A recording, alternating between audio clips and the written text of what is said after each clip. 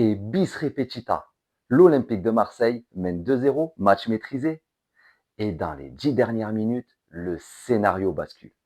8 points perdus en Ligue 1 dans le Money Time. Des fins de match qui se répètent.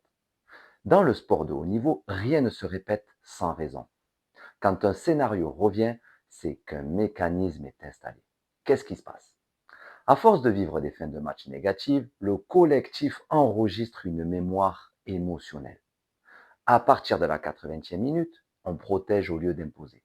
On recule inconsciemment, la communication baisse, les décisions deviennent prudentes.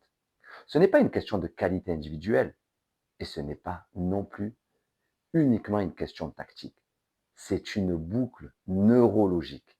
Le cerveau collectif associe fin de match égale menace. Et cette association influence les comportements. Regardons l'exemple parisien. Le Paris Saint-Germain a longtemps été marqué par la remontada subie face au FC Barcelone. Quand Luis Enrique arrive à Paris, il ne travaille pas seulement le jeu, il restructure la dimension mentale du groupe. Nouvelle narration, nouvelle exigence émotionnelle, nouvelle gestion des temps faibles. On change la manière dont le collectif vit la pression et le cap est franchi.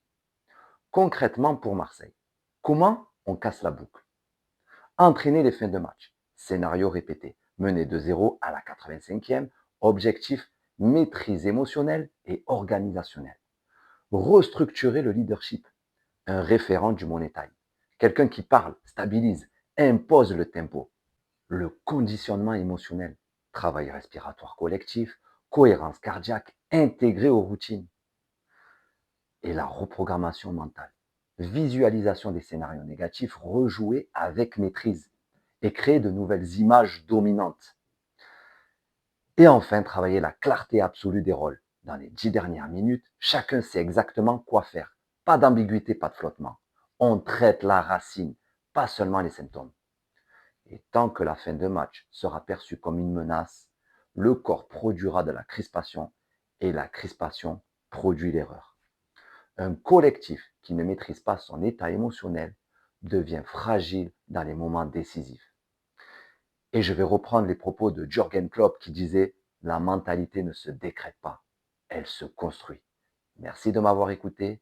Selem, salut, peace in the world.